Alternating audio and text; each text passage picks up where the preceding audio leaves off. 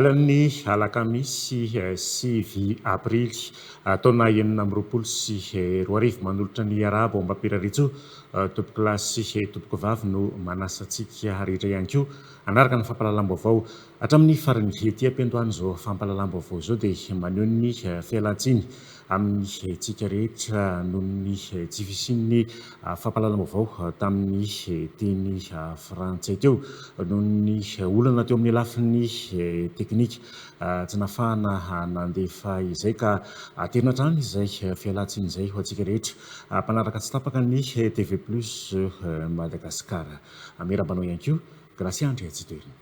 Miarabanao Mikarandriambolaza miarabantsika ny tokantrano ihany koa manaraka ny fampalalam-baovao amin'izao alina izao. Mialatsika zao ny tapany voalohany amin'ireo lohatenim-baovao filaram-be no hita amin'ireo tobin-tsolika manerana ny renivohitra atao tanatin'ny 27 ora sy ny fanambarana fa miditra ao anatin'ny Amianarangovo i Madagasikara mandritra ny 15 andro. Misy ireo tobin-tsolika sasany no mikatona noho ny falan'iny ny tahiry. Miarany rodorodo miaraka amin'ny famaky zava-maranitra nandravan'ny tsangambato bory miorina eo amin'ny reniranomanambato ny foko Antefasy ao amin'ny distrikany Farafangano. Ratsahivina ny foko Rabakara no nanavoy tsangambato io ho Arimbato karaha ny loharanom-baovao.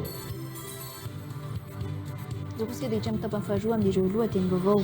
Mitohy hatrany ny fanampiana ireo infirmiera niara-ny loza voajanahary gezany fanampiana azo avy amin'ny fiara-miasa amin'ny C2 sy ny konimy.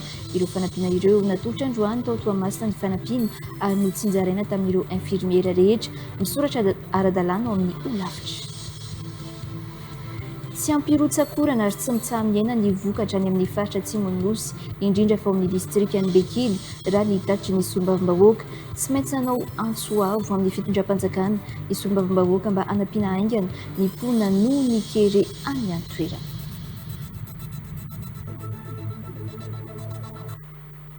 Vaovao mahakasika ny solika avy hatrany no anomboantsika ny fampalalam-baovao tsy maintsy isy ny fepetra ho raisy ny fanjakana hisorohana ny mety ho fiakarany vidin-tsolika sy ny fisian'ny solika ho ny filohan'ny fanavaozana ny kolonely Mikael Randrianirina. Fametrahana fandaminana indrindra manoloana ny fiverenan'ny fatapahan'ny jiro sy fahasairanana manoloana ny tsy fisian'ny solika no antony Amiana Arangovo ho hiatrany ny filoha ho arantsika ary ny fanazavana eo amin'ny sary ny televiziona malagasy.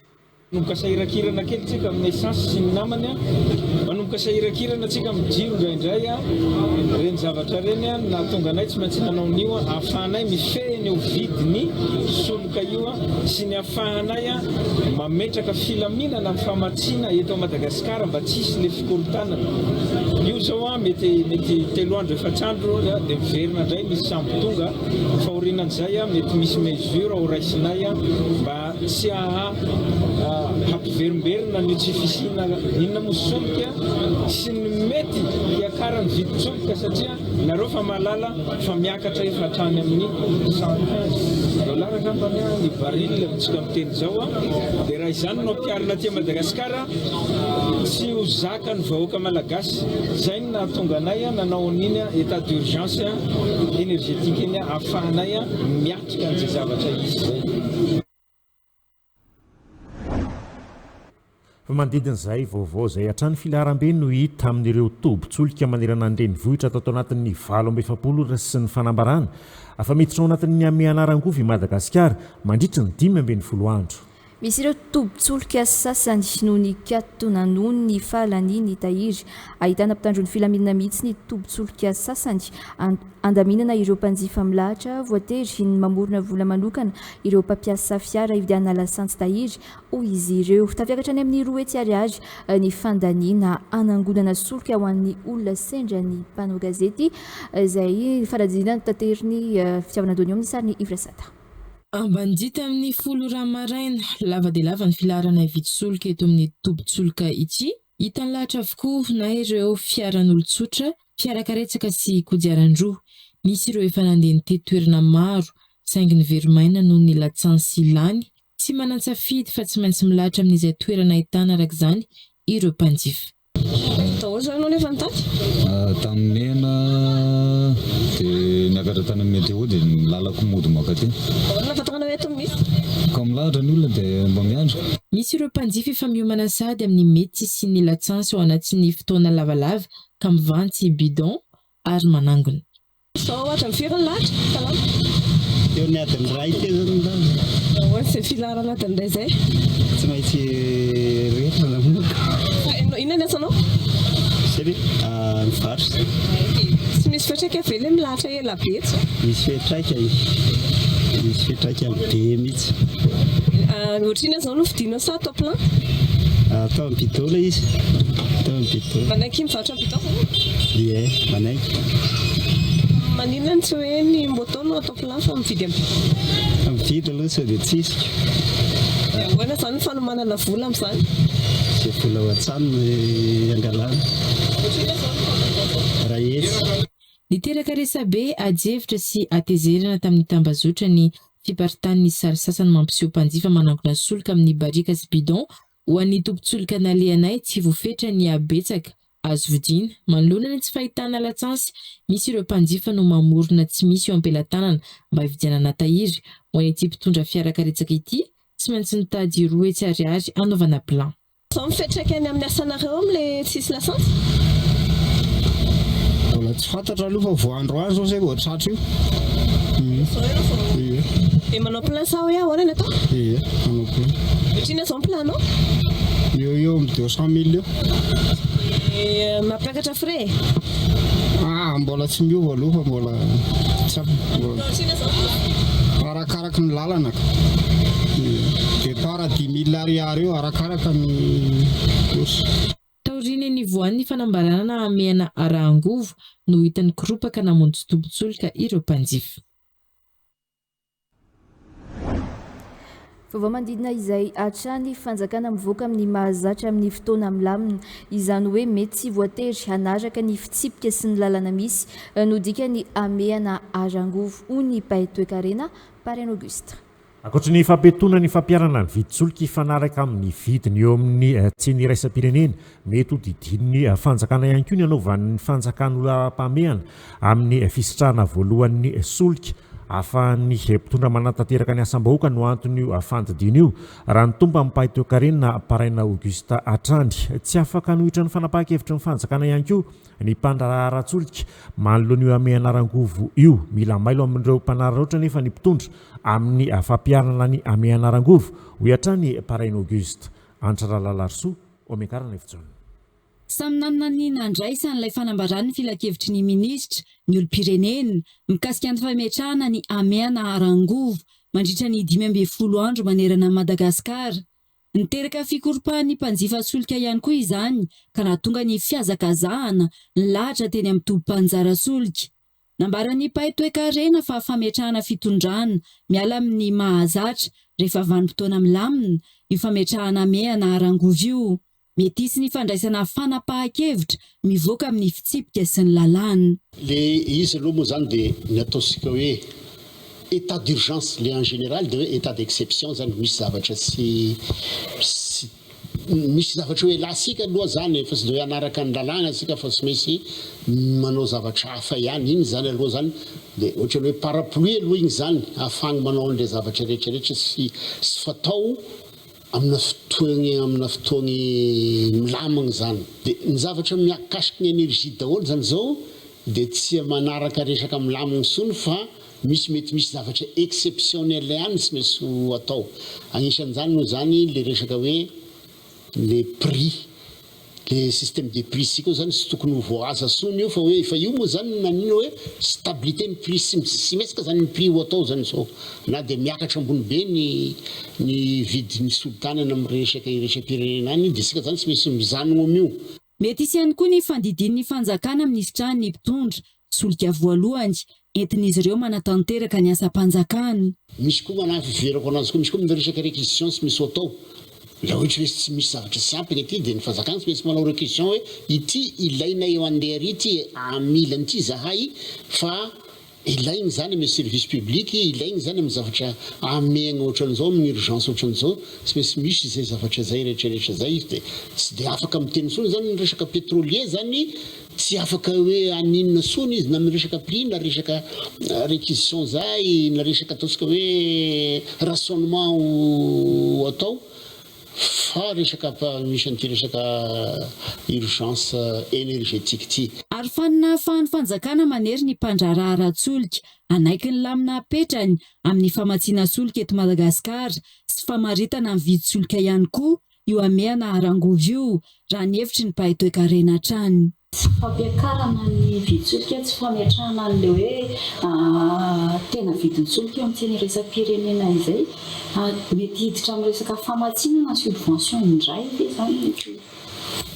ka le izy mety misy zay ary izay nanaovana an'igny le parapluie io état d'urgence énergétique io raha izan'izay zany dia vis-à-vis ny ry mpamatsy vola ry satria ny FMI fa manakana asika sy mahazo manao an'le resaka subvention ka sy misy elasika an'izay dia sy misy nanao an'io asika lany koa izy dia sy misy mandefitra koa ny anina koa zany ny pétrolier koa mety voago izy amin'igny zany raha hivarotro hoe ataontsika mivarotra perte angamba zany satria misy zany sy misy bloqué eo le prix fanohy le resaka état d'urgence énergétique fiarovana ny mpanjifany izao zany misy zany resaka social hoe azanognany io aloha ny vidiny misy olo tany dia eo moa zany izy na isika zany nanao subvention zay sy ho arakisika satria ambony be le vidiny le solotany zao ame lafiny resam-pirenena. Tranga mahamaro ny mpanararoatra amin'ny famoahana volam-panjakana ihany koa nefa ny fepetra toy izao. Antony tokony hampahamailo ny fanjakana sy tokony hametrahana fetra sy fepetra amin'ny fampiarana ny fanapahan-kevitra ho raisiny araka ny fanehoan-kevitry ny Paitoekarena paraina Augusta Trany.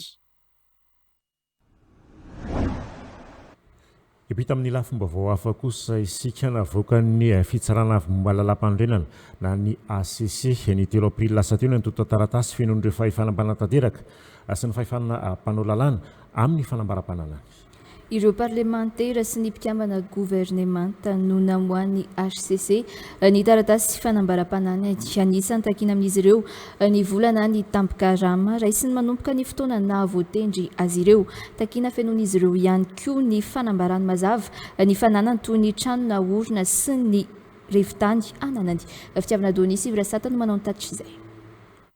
Voafaritry ny lalam-pandrenana ao amin'ny anjininy faha-120 andalana faharoa famanana adidy ameny io taratasy fanambaram-pananana ny manam-pahefana amin'ny tanandraikitra anaty fimpitona voafaritra anisan'izany filohan'ny Repoblika, ireo mpikambana eo anivon'ny gouvernemanta, ireo solombavambahoaka, ireo loholona sy ny sisa. Ny 3 aprily 2024 lasa teo navoaka ny HCC fitsarana avy momba ny lalam-pandrenana tamin'ny fomba ofisialy ny endriky ny fanambaram-pananana ho an'ireo mpikambana gouvernemanta sy ho an'ireo parlementaire. Milaza tsipirian'ny loharam-bola sy ny fananany ny tompon'andraikitra iray taloha sy amin'ny fotoana na voatendry azy ny fanambaram-pananana. Anisan'ny takina voalohany amin'ny mpanao fanambarana ny asany amin'ny nahavoatendry na nahavoafidy azy sy ny karamany na ny tambikarama raisiny fanatraka amin'ny toerana raisiny io fatakina amin'izy ireo ihany koa ny asany ho sahaniny tao anaty ny 5 taona lasa ny alohany nahavoafidy na nahavoatendry azy. Ary tsy maintsy soratana mazava ihany koa ny volana tambikarama azo tamin'io asa io adiadiana amin'ireo olom-panjakana ireo ihany koa raha nisy ny asa nataony teo anivon'ny sampandraram-panjakana na tsy miankina tao anaty ny 5 taona ny alohany nahavoatendry na nahavoafidy azy ary lazaina ny tombotsoa ara-bola no raisina tamin'izany. Angatany HCC ihany koa ny ampahafantarana ny asa mandrara sahan'ny vady ary mila ampahafantarana ihany koa na ny asa fanasoavana tsy natao ampidiram-bola azy fa mbola kasainy ireo olom-boatendry sy olom-boafidy toizana amin'izao andraikitra izy ireo izao. Tsy mijanona amin'ny vola ihany ny fanambaram-pananana takina tsipiriny ihany koa ny trano, tany sy ny fiarana an'izy ireo araka ny angatan'ny HCC. Fantsoana mivory amin'ny herinandro avy io ny solombavambahoaka araka ny didim-panjakana no raisiny filakevitry ny minisitra Omaly Alarbi. Izy ny fivirina araka izany izay ho tanterahin'ireo solomavimahoaka ao anatin'izay fampandehanana ny raharam-pirenena izay ary navoaka omaly moa io filan-kevitra io lehibe ny distrika maromaro ihany koa no nesorina ary omaly vao notendrena ny préfet ny polisy eto Antananarivo nesorina tamin'ny toerany nandritry ny filan-kevitry ny minisitra omaly ihany koa nisy ihany koa ny fanendrena lehibe ny faritra nandritry ny filan-kevitry ny minisitra omaly Alarby nesorina tamin'ny toerany ihany koa ny talepahatry ny rano vatovavy araka ny didim-panjakana noraisiny ny filan-kevitry ny minisitra nakatoavin'ny filan-kevitry ny minisitra ihany koa nietsika malonon'ireo ambana amin'ny tsy fanjary-tsakafo any atsimon'ny nosy noho ny ahitany Zorabarjona. Misokatra amin'ny fomba ofisialy amin'ny talata 13 aprily izao ny fivoriana tsy ara-potoana eny amin'ny anteny miram-pirenena izay ao atren'ny mpikambana amin'ny gouvernemanta sy ny praiministra omaly nandrafitra ny filan-kevitry minisitra no noraisina ny didim-panjakana ho fiantsona solombavambahoaka hiatrika fivoriana tsy ara-potoana izay tsy ohatra ny 12 andro tsy maintsy isy ny volavolan-dalàna sy tolo-dalàna olona niny solombavambahoaka satria betsaka ny lalàna mila lanina izay tokony efa ampiary ny fahefana mpanatanteraka araka ny loharanom-baovao avy eo anivon'ny lapany Tsimbazaza fa ny loran'ny praiministra ny politika akapoben'ny fitondrana fanavaozana araka ny lalam-panorenana no antony ivoriana solombavambahoaka omaly ihany koa vao voatendry ny préfet ny polisy Diandrianasy Vonjy Mamonjanahary raha toa kapisolo-toerana no nitondra nandritra ny volana maromaro lehibe ny distrika misa 4 ihany koa no nosoloina dia ny lehibe ny distrika ny Vohemara Vavatenina Befandriana Atsimo ary Ambohimasoa notendrena ihany koa ny lehibe ny faritra Betsiboka sy Diana nesorina teo amin'ny toerana nandritra ny filan-kevitry ny minisitra omaly ny taleparitry ny rano ao vadivavy nankatoavin'ny filan-kevitry ny minisitra ihany koa ny etsika ataon'ny ministera am-ponina manoloana ireo ambana amin'ny tsy fanjary-tsakafo any amin'ny atsimon'ny nosy ary efa any an-toerana ny ministry ny mponina. Misedry ny fahasalamana efa nivoaka 12 raha taorian'ny fampiresana tamin'ny tompona andraikitry ny tambokaraman'ny mpitsaha-piofana na ny interna eto Antananarivo araka ny tatitry ny filohilefitry ny fikambanan'izy ireo androany. Tamkarama roa volana izao nivoaka nanomboka androany izao araka ny fanazavan'ny fikambanany interne eto Antananarivo hatrany efa miatra ihany koa ny fisondrotana 7 isan-jato nangatahan'izy ireo mbola tsy nivoaka kosa nefa ny tamkarama any amin'ny faritra noho ny dingana ara-taratasy izay tsy maintsy alefa aty Antananarivo raha nambaran'ny fikambanana mpitsabo mpiofana hatrany Andralarsoa amin'ny sariny Omega hatrany efitsota. Anisan'ireo sehatra ny taraina noho ny tsy fanatanterana ny fitakian'izy ireo sy ny marimaritra iraisana teo aminy sy ny ministera ny fahasalamana ny mpitsabo-piofana na ny interne. Nisy indrairaka izany ny fionana teo amin'ny fikambanana eto Antananarivo sy ny solotena avy amin'ny ministera ho famahana ny fitakian'izy ireo. 12 ora taorian'ny fionana nivoaka nanomboka androany tambokaraman'izy ireo 3 volana. Taoriany fifampiresahana tamin'ny ministera fahasalamana taminay solotena ny interna dia isorana azy ireo fa dia mivovaha tao anatin'ny 12 ora ny fandoavany tambokarama ho an'ny interna eto Antananarivo raha mbola misy fahatarany ihany kosa ny any amin'ny faritra no fivezivezena ara-taratasy izay tsy maintsy ampiakarina aty Antananarivo. Efa niatra ihany koa ny fampiakarana ny tambokarama ny interne.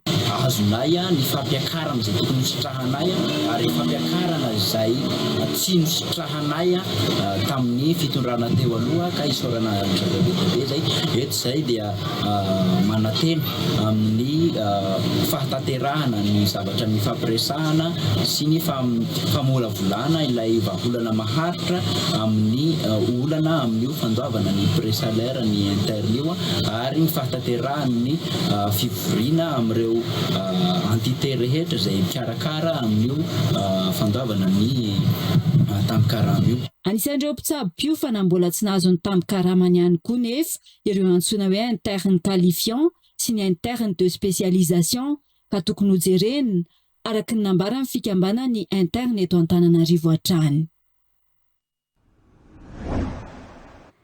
Dia ho arahantsika ary zao ny resabe.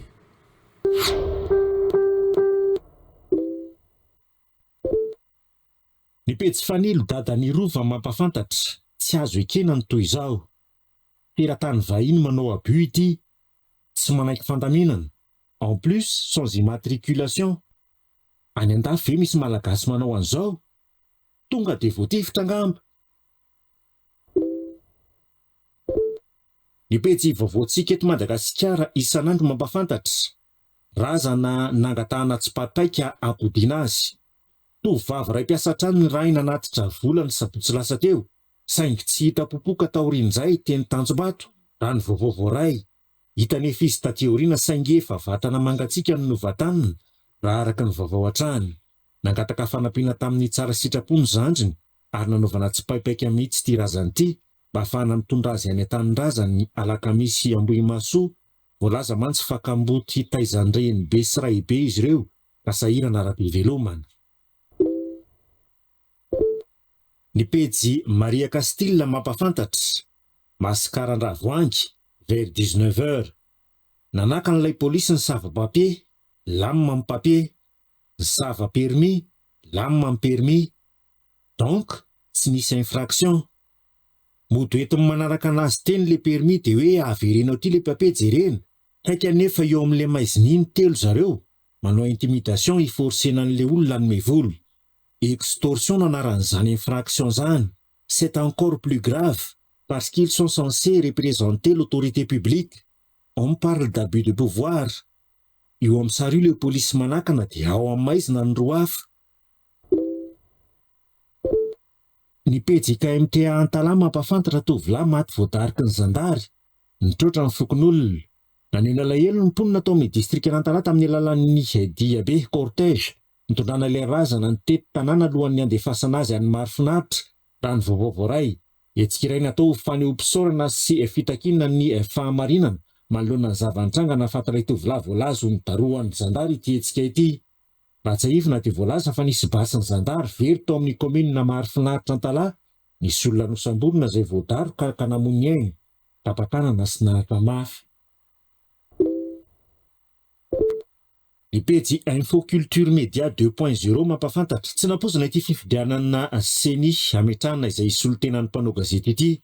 Hoy Andriamatoa Mahefa Rakotomalala. Tsy maintsy mihodina ny OGM ka nasiana ny comité transitoire izay tokony hikarakara fifidianana meloany farany taona. Saingy tsy nampoziny ity fifidianan'ny seni ametrahana izay solotenan'ny mpanao gazety ity. Hoy ny tale jeneraly ny serasera eo anivon'ny ministeran'ny serasera sy ny kolotsaina Andriamatoa Mahefa Rakotomalala. Politika ministeran'ny serasera sy ny kolotsaina amin'izao fotoana nitondra fantsiana mba tsy hitsabahan'ny ministera amin'ny rarahan'io lavitra ny mpanao gazety arak'ilay fantsiana ny lalàna ny feny serasera. Manana neviny ny ministera mikasika ny fifidianana izay solotenan'ny mpanao gazety andrafitra ny birao maharitra ny seni fa tokony samy mpanao gazety no hanapaka izany ho hatrany Mahefa Rakotomalala. Ratsaivina dia misa enina ireo kandidam-pifaninana ho fidina isolotenan'ny mpanao gazety eo anivon'ny seni. Izay ireo mpikambana eo anivon'ny CT OGM sy ireo filohan'ny olafitra teo aloha miaraka amin'ireo solotena isapahatra no hifidy izany.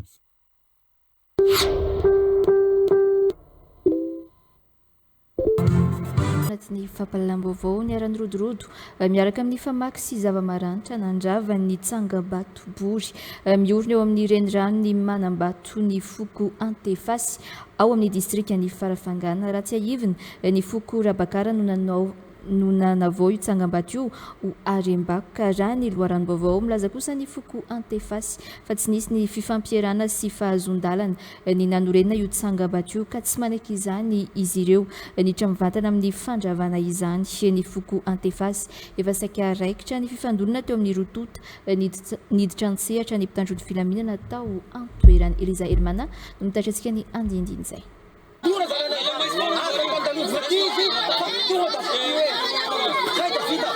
Ity vato manatantara antsoina hoe bory miorina eo amin'ny renirano ny Manambato ao amin'ny distrika ny Farafangana ity no fototry ny disadisa teo amin'ny foko Antefasy sy ny foko Rabakara.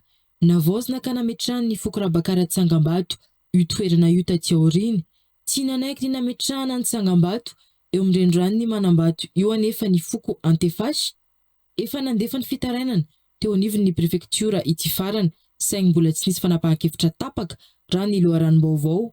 Omaly maraina arak'izany no niditra an-tsehatra amin'ny fandravana mivantana ny Tsangambato ny foko Antefasy. Ny rodorodo nandeha tamin'io toerana io izy ireo miaraka amin'ny famaky sy zava-maranitra.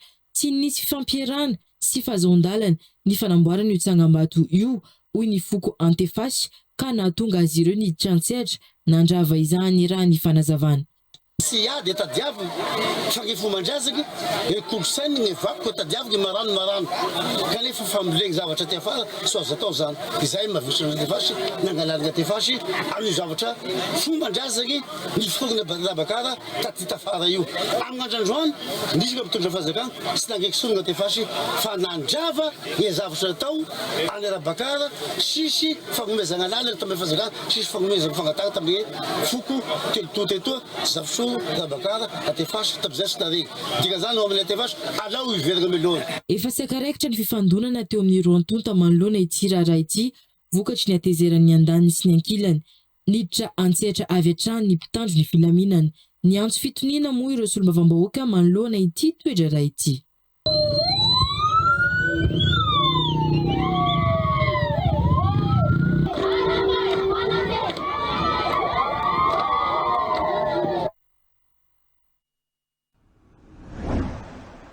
Vaovao avy any Sambava kosa dingana lehibe eo amin'ny fanavozana ny rafitra famantarana ny olom-pirenena nitetika sa izao tokana fisoratana anarana biometrika mitanterana tao amin'ny zaridaina ny faritra Sava lanonam-panokafana omaly alarobia fa 9 aprily 2024 izay notarian'ny prefeny Sambava Rabe Mamoly Adel Bienheureux manamafy moa ny tena ny fatafiditra amin'ny fampanjakana ny fanakakaizana ny vahoaka ho fampandrosoana Lovainjafy izay idina ifotony eny amin'ny commune rehetra ato amin'ny faritra. Arahoary ny tatitry ny vaovao.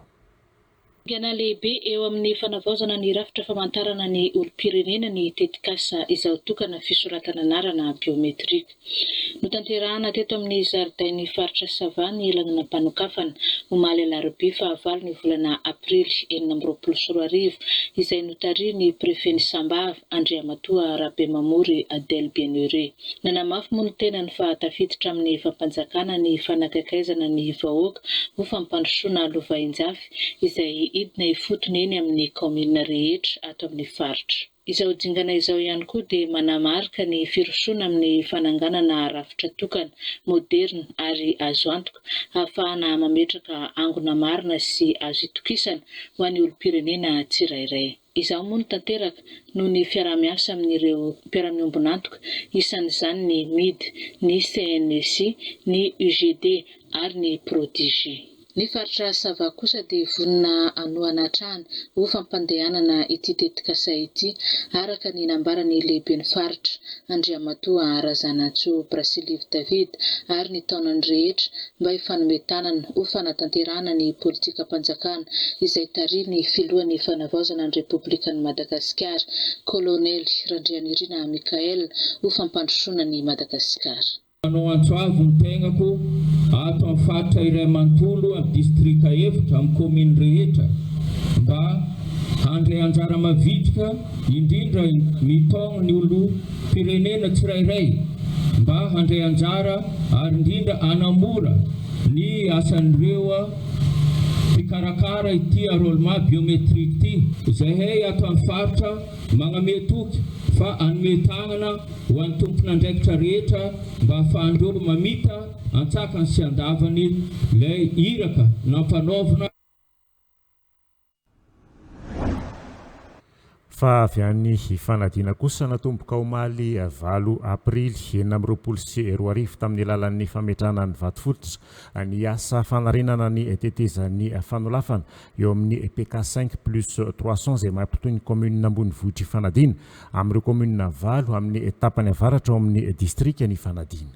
Efa hoentona izay no tapaka io tetezan'ny fanolafana io ary tsy azon'ny fiarana leintsony ireo kodiaran-droa na tsy maintsy lanjaina antsoroka no sisa ny famovozan'ny olona sy ny etam-barotra ka nampidangana ny vidim-pianana tany antoerana.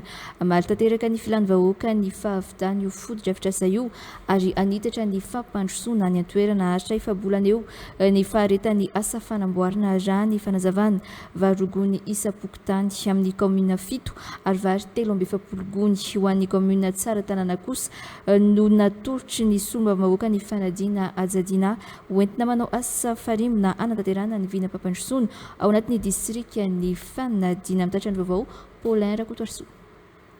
Komina valo amin'ny tapany avaratra ao anatin'ny distrikany Fanadina no isitraka tombotsoa amin'ny favitany itetezan'ny fagnolafana ity raha ny aina tao anatin'ny fidanganan'ny vidim-piainana nandritra ny 9 taona vokatry ny fatapany ity tetezana ity izay miantoka tanteraka ny fampandrosoana any an-toerana. Noho ny taraina nataon'ny vahoaka sy ny ezaka nataon'ny solombavambahoaka voafidy tao Fanadina Ajadina no nahafana ny roso amin'izao asa fanarenana izao ka nametrana ny vaty fototra anamboana ny asa. Tsy ho faralay amin'ny fampandrosoana intsony distrika ny Fanadina manomboka izao hoy ny solombavambahoaka. Efa eo amin'ny 9 taona 7 taona eo no tapaka ty tetezana ity dia tsisy fiara na atao hoe nanaro satra zany fitateran'entana indrindra fa ny vatsy hoanina isan'andro fiainam-ponina amin'ny commune valo iny raha ariary zato zany ohatra hoe vidina zavatra anankiray dia lasa arivo. Zay zany ny ainan'ny voaka Fanadina tanatin'ny 9 taona 5 taona zay ka ny amahana an'ity tena miatraika amin'ny fiainam-bahoaka tanteraka ary afahanay manitatra fampandrosoana rehefa vita ty tetezana ity satria ty zany vavahady ny vavahady mandeha avaratra any raha tsy vidy ty tsisy fampandrosoana vitanao any. Mangataka ny anamboarana ny lalana any an-toerana ihany koa ny solombavambahoaka. Lazana zany nefa dia mbola mitodika ihany. Mangataka ny fanamboarana ny lalana rehetra amin'ity avaratry Fanadina ity sy na vita ty ka tsy vita ny lalana dia mitovy ihany. Nisy moa fahampiresana efa tamin'ny tompony andraikitra hoe atao aloha ny tetezana dia miroso midingana manaraka ka manantena izay fandraisana andraikitra zay ito tanteraka amin'ny district Fanadina satria district Fanadina dia raha antsika malala fa tanaty natao hoe fijaliana tanteraka fahatrana ary fahatarana faralahy ny distrika rehetra Madagasikara. Aharitra efa-bolana ny asa fanarenana ny ity tetezan'ny fagnolafana ity izay mirefy 430 metatra ny lavany ary 4 metatra ny sakany izay hahazaka vesatra 12 taona.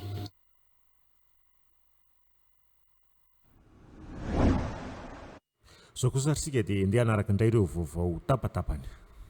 Manodidina ny 50 sy ireo infirmiera voasoratra anatin'ny tableau ny olafitra na ny tableau de l'ordre anotra abony no filohan'ny konim manany olafitry ny infirmiera eto Madagasikara. Mitoetra ny fanampiana azy ireo amin'izao fotoana izao avy amin'ny fiaraha-miasa amin'ny CI na ny filan-kevitra iraisam-pirenen'ny infirmiera sy ny konim manany olafitry ny infirmiera eto Madagasikara ireo fanampiana ireo. Atolotra Androany Tao Tomasina ny fanampiana ary notsinjaraina tamin'ireo infirmiera rehetra amin'ny soratra ara-dalàna ao amin'ny olafitra. Misy hatrany ny ezaka fanohanana toy izao ny filohan'ny konim.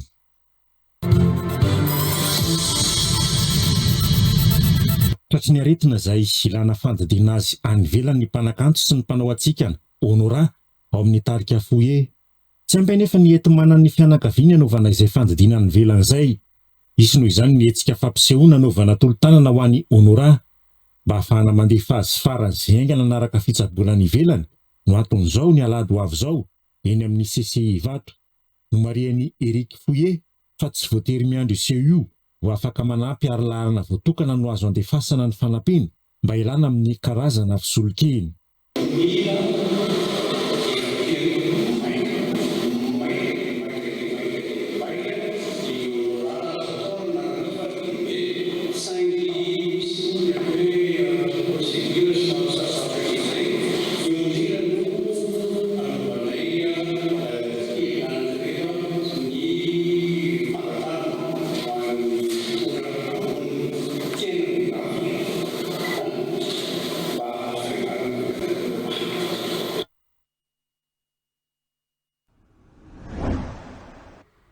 Ny fanatanjahantena taranja basketball atao an'ny Antsirabe ny 12 ka hatramin'ny 15 aprily ny dingan'ny voalohany amin'ny tompon-daka NA eny amin'ny 24.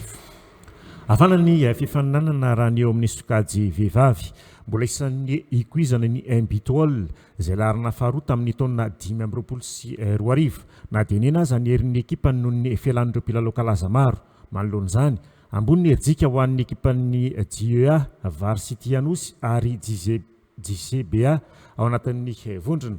Eo amin'ny lehilahy kosa indray ny feonan'ny GNBC sy ny ASCUT no anisan'ny tena andrasana na dia miatrika fabangana aza ny GNBC no ny tsy fisin'ny Eli ao anatin'ny ekipan'ny Intsony. Araka izany dia ho feno seho tsy ho ampozina ity fifaninanana ity hoy ny mpanara-baovao eo amin'ny ity taranja ity. Romy Armanana.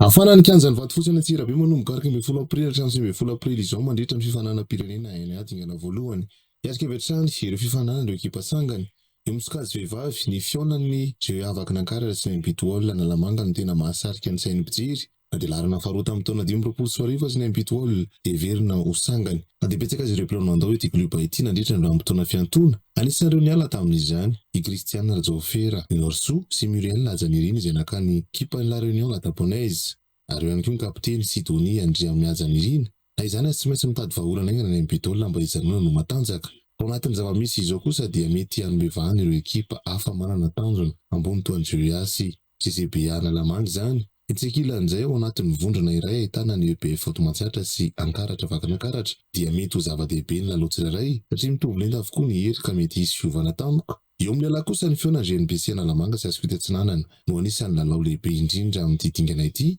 na dia mbola isan'ny ekipa matanjaka aza ny GNBC hiatrika lalao amin'ny tsy fisian'ny Elira Andriamampiolona ntsony izy ireo ity faran'izay nifindra tany Mayotte izekilany mikasa ny ampiseho ny hery ny Ascute izay malaza amin'ny fahaiza-mandrindra sy fitrakifananany ao anatin'ny vonona iray ahitana ihany koa ny Kosfa SBC ary ny Fandraza dia mbola misokatra tanteraka ny fifaninanana mety ahitana seho tsy ampoziny ny fifaninanana ity hoy ny mpanara-pavao ny taranja basketball efa vonona tanteraka kosa ny ekiparatsirabe andray ny fifaninanana raha ny nambarany sekretera jeneraliny.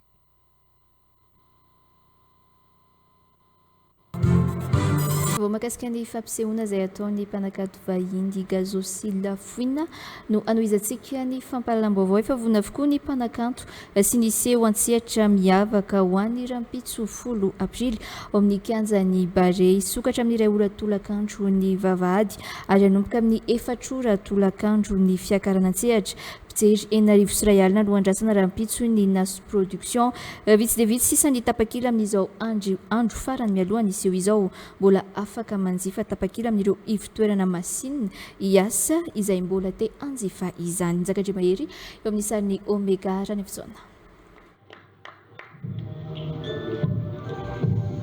Efa vonona avokoa ny mpanakanto sy ny seho antsehatra miavaka ho an'ny rampitso 10 aprily ao amin'ny kianjan'ny Bare isokatra amin'ny 2 ora tolakandro ny vavahady ary hanomboka amin'ny 4 ora tolakandro ny fiakarana antsehatra hoy ny tale général Nas Production.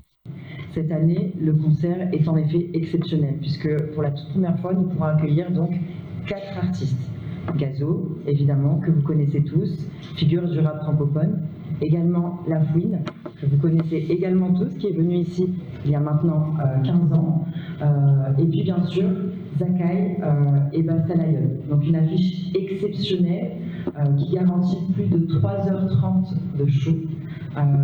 Et donc vous pourrez profiter bien sûr de tout ça dès demain. Donc je vous invite à bien vous reposer, à être en forme, puisque demain ça va être une fête exceptionnelle. Donc ouverture des portes à partir de 13h et début des concerts à partir de 16h. Les places sont toujours disponibles sur Ticketplace et c'est bien sûr les dernières places.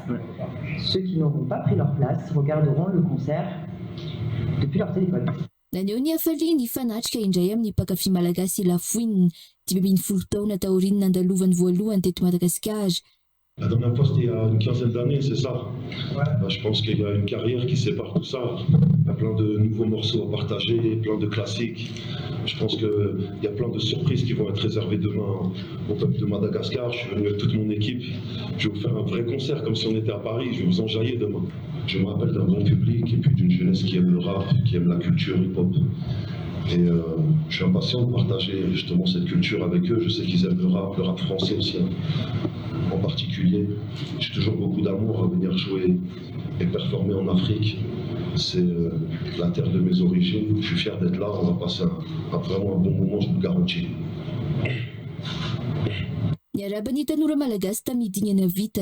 C'est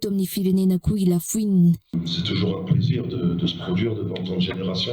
Je sais que des fois même il y a des pères qui viennent avec leurs fils et puis des choses comme ça, quoi. Donc c'est toujours un plaisir d'être là, de partager ça. Et je sais que demain on va interpréter aussi Qui peut me stopper.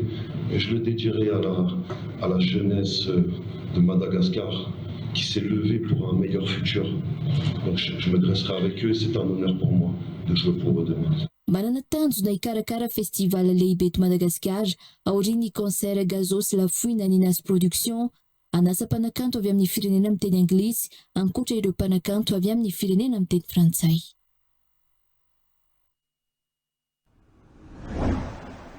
Efa ao anatin'ny fanarana ny fandrosoana eo amin'ny lafiny ara-teknôlôjia Madagasikara amin'izao rehefa maro ireo teknisiana sy orinasa mitondra famoronana fitaovana ara-teknôlôjia hanamorana ny fiainan'ny malagasy. Mbola vitsy anefa no mahafantatra sy misitraka izany raha eto Madagasikara noho izany indrindra no isian'ny hetsika salon du digital de l'innovation de l'océan Indien izay hoentina indrindra hampahafantarina ireo tolotra sy asa na ihany koa fitaovana ara-teknôlôjia manampy amin'ny fiainana andavanandro. Anisany manana fitaovana sy tolotra ary manampy ny vahoaka amin'ny fivonarana teknôlôjia ny IAS Madagasikara ka antony mahatonga azy ireo anohana ity tetikasa ity. Romy Armanana sy Ferre Mananjara. Efa anisan'ireo firenena maraka ny lafina ara-teknôlôjia maneran-tany raha isika eto Madagasikara fa maro ireo fitaovana ara-teknôlôjia natolotra manamora ny fiainana malagasy vitan'ireo orinasa sy teknisiana eto Madagasikara. Mbola misy kosa anefa ireo malagasy tsy afaka misitraka izany noho ny tsy fahafantarana ireo fivoarana maro samihafa. Noho izany indrindra no isian'ny hetsika salon de digital et de l'innovation de l'océan Indien ny 420 hatramin'ny 2020 ny volana aprily izao. Tanjona ao anatin'izany ny ampivondrona ireo mpisehatra rehetra manana vahaolana manamora ny fiainana malagasy amin'ny resaka digitaly sy ny teknôlôjia.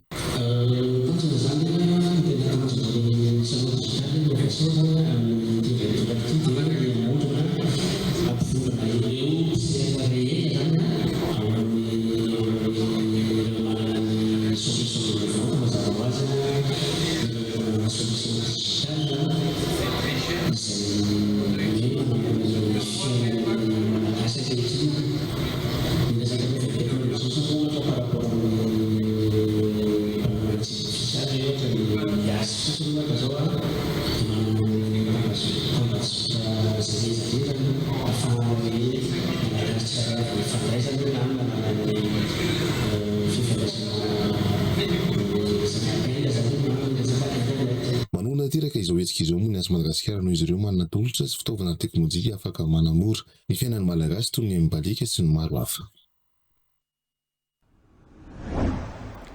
Fanosika fanandroany ny tranombarotra Cosmos vaovao eny Andrefanambozanary.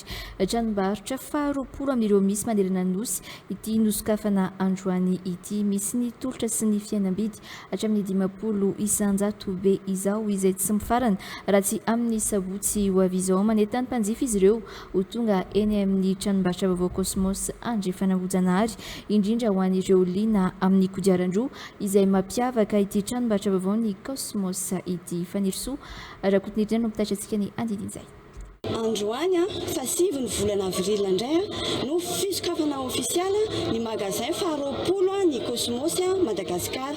Izany hoe ity magasin ity dia tena watokana ho an'ireo secteur motorisé, izany hoe hitantsika ity ny 2 roues, ny 3 roues, ny tricycle, ny 4 roues ihany koa. Izany hoe hitanareo ato amin'ity magasin ity ary ireo entana izay fahafantaranareo ny magasin Cosmos koa hitanareo ato amin'ity magasin ity any amin'ny étage faharoa ahitantsika ireo karazana meuble, décoration, ny électroménager sy ireo entana maro isan-karazany.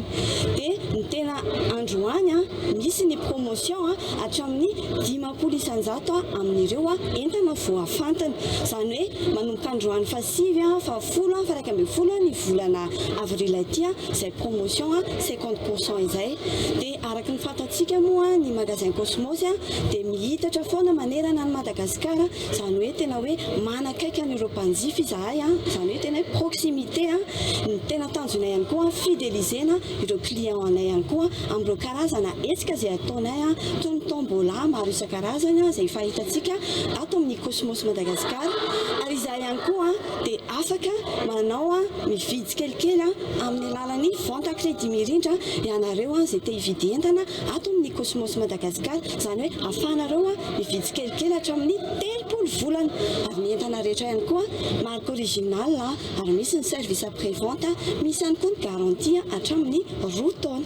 Manerana Madagasikara aloha izay efa mihoatra ny 600 personnes, izany hoe 600 collaborateurs zany manerana nosy, zany efa mihoatra an'izay zany magasin moa anankivaly zany eto Antananarivo ary 12 any amin'ny province vao nisokatra vao farany teo zao tany amin'ny Manakara. Izany hoe mbola ho avy koa ny manaraka fa ho hitantsika miandalany eny foana.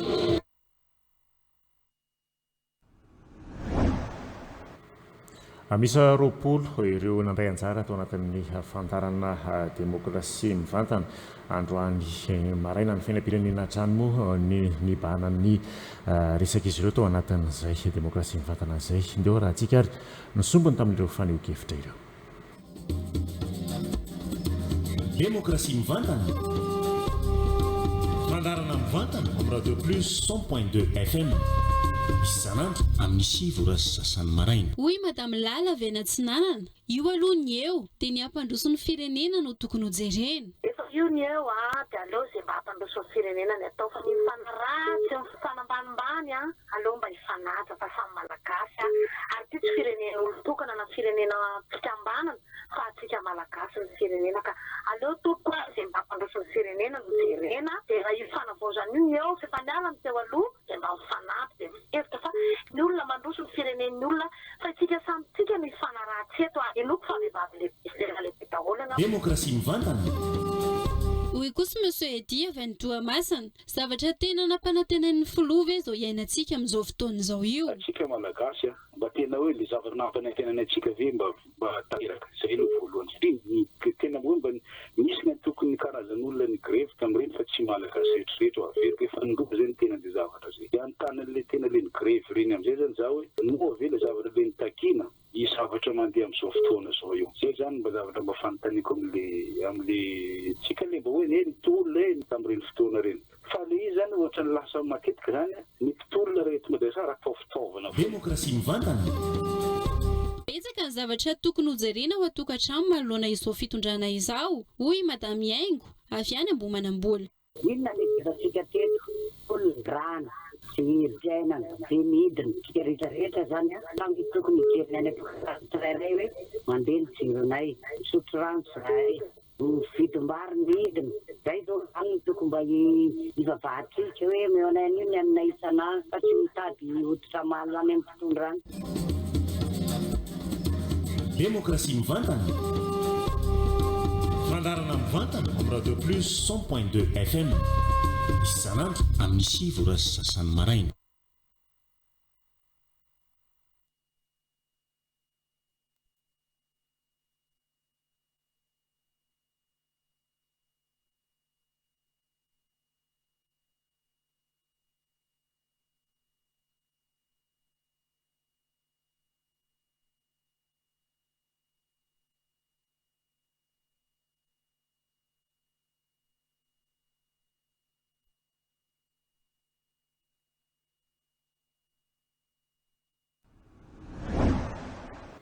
Hoaratsika kosa ary zao ny voambolana.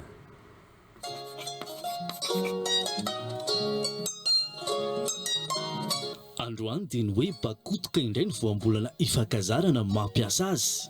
Ny hoe bakotoka dia iantsona ireo lahy-tokana na vavy-tokana, izany hoe izy irery ihany no zanaka nateraka ao an-trano.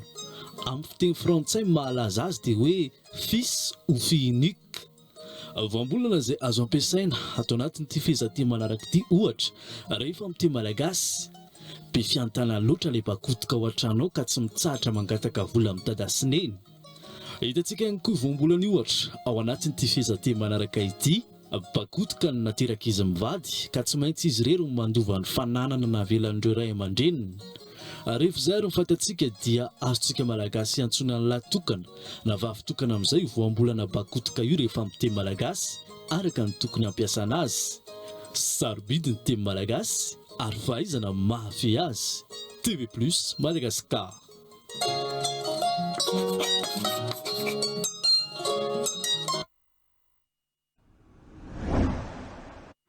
Manasantsika ary zao anaraka ny eo ara hoe Antananarivo madio, maitso, milamina. Siny. Ndao mokatra aingana kokoa mba aleo tena ara-tsakafo. Siny. Orange, eo anilanao. Nanolotra ho anao. Moteur, action. Kosia. Iresaka ingeny tondrakanao nakaty. Nay anao mbola hiresaka amiko indray. Fa ianao zany tena tapa-kevitra mihitsy aloha manao divorce. Fa iza nefa nanao areny vavy reny? Ka mahafotezitra fotsiny tamin'ireny fa za kosa ange tsy fahitanao hoe za efa mba misy fiovany. Inona ny fiovany eo? Fiovany zany teneniko anao tsy hoe miova herinandro akory, tsy misotro toaka kely herinandro dia verina misotro indray. Tsy izany fiovany zany tena hoe tsy misotro mihitsy. Raha hoe iova ianao amin'ny toaka, voalohany izay aza teny aloha ianao tsy misotro mihitsy, tsy sotro mihitsy mifona tsy ampirafitsony mifona mandohalika mavita mitomany mihitsy nefa avy eo ianao mbola manao sipa ihany rehefa avy eo. Rehefa tsy misotro ianao dia lasa indray ianao miloka mifoka asikara. Zany ve ry Gérald dia zavatra hoe mba fiovana ve zany? Ka rehefa tsy misotro toaka intsony dia mba lasa mifoka asikara sy mihinam-paraka indray ako. Fenao mieritreritra hoe mahasalama anao zany rehetrarehetra zany. Ka ianao miteny hoe mila miova dia efa manova an'ilay zany dia efa tsy misotro toaka intsony dia zany. Mila miova tiako tenena aza manao an'izany ianao fenao ka mieritreritra hoe zazakely ianao na zazakely raha mahazo an'izany na mahery Cédric raha ve dia tsy azo an'izany hoe rehefa miova ianao dia miova hoe tsy misotro dia tsy misotro intsony fa tsy hoe tsy misotro ianao herinandro kely dia mandeha mifoka asikara ianao dia mandeha miloka indray ianao samy ratsy daholo inge zany mihinam-paraka ianao zany rehetrarehetra zany tsy azoko mihitsy ranganareo Tsy alao ve karaha zay ny olona dia fotoana mifanivany zao hoe dia iova mihitsy sady tsy sotro tsy hifoka tsy hinam-paraka tsy hanao an'ireny intsony dia mbalao miverina miaraka tsy kesenao. Dia avy eo amin'izay dia hoe avy eo manaiky zany ianao fa hoe tsy hanao an'izay intsony aho dia sipa any ampiasana ahoana? Ka iny nge moa mpiara-miasa aminay mpiara-miasa amin'ny fanginy nge mpitady marché ihany ianao zany ampiasina anany dia tavinao? Ampiasinao na ka zanga tsy iny efa tsy sipako intsony so dia heverinao fa zazakely ary vao tamin'ny herinandro ary nareo nisy nahita nisy nandefa taty aminazy saronareko dia hoe tsy sipako intsony zatra nga tena efa leo za tsy haiko hoe inona mbola nitondranao anaty hoe resaka fa za ohatra efa tsy zavatra resahana aminao intsony. Dia raha ohatra avy zany ka hoe sady tena roasiko tsy miara-miasa aminay intsony iny dia sady isotro toaka tsy mifoka asikara tsy hanao an'ilay miloka intsony dia mandram-pahoviana occasionnel sisa mety latsa-pitiavana tapoka ohatra vao miaraka tsy manao an'izany intsony mety ohatran'ny hoe occasion misy mariage ohatra dia mba misotro kely dia tsy mampirafy intsony raikitra tena tsy mampirafy intsony dia ahoana izao no hinoko an'izany indray atsangako ny mpanaka raha tena iova dia ilaina ny fanovonatra ny fotony tsy misy mihitsy ny hoe tsara raha hiala amin'ny toetra ratsy izany. Coupé dans la boîte.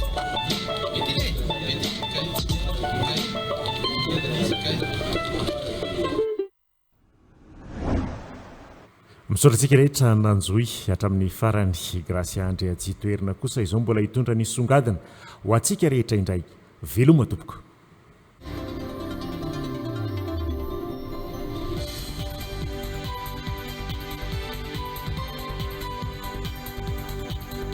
tsy ampy ny rotsakorana ary tsy mitsahamiena ny vokatra any amin'ny faritra atsimonosy indrindra fa ao amin'ny distrika ny Bekily.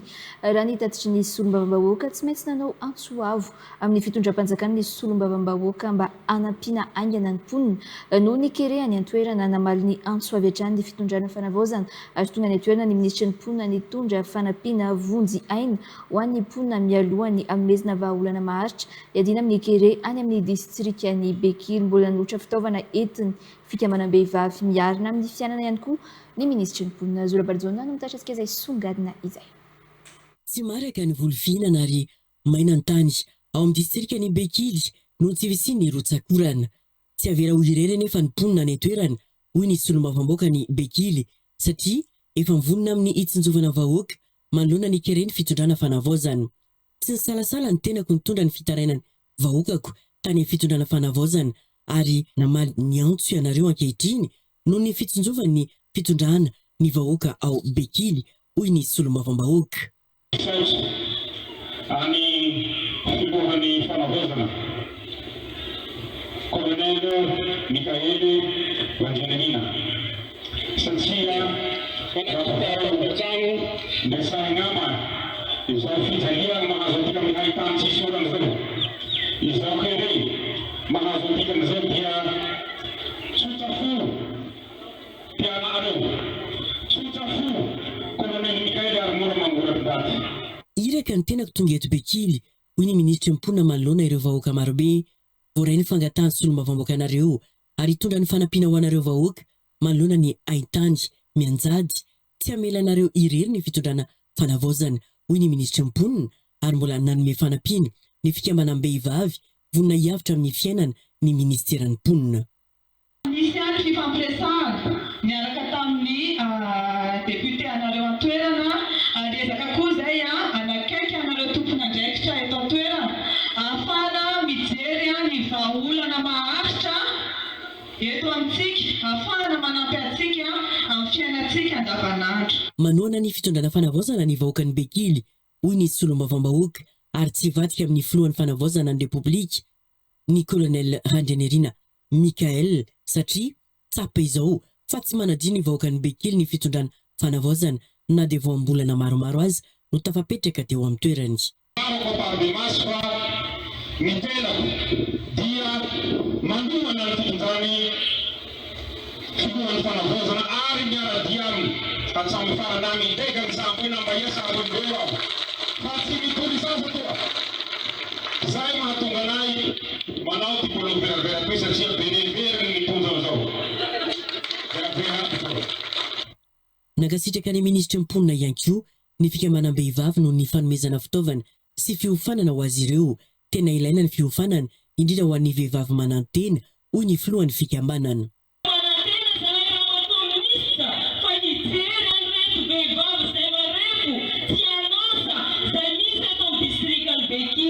Délégation mafonja no tonga tany Bekily omaly izay notariny ministry mponina Rakotoniaina Vanganirina Katia sy ny solombavam-bahoaka ny Bekily Andria Mamery Arivo Deo Romelis mbola mitoetrany ny fidinana ifotony ataon'ny ministry mponina any amin'ny faritra Atsimonosy hiadina amin'ny Kere any amin'iny faritra iny. Dia izany koa teto kombana ny fahapalam-baovao amin'ity alina ity makasitraka antsika nanaraka izany hatramin'ny farany. Filma tompoko.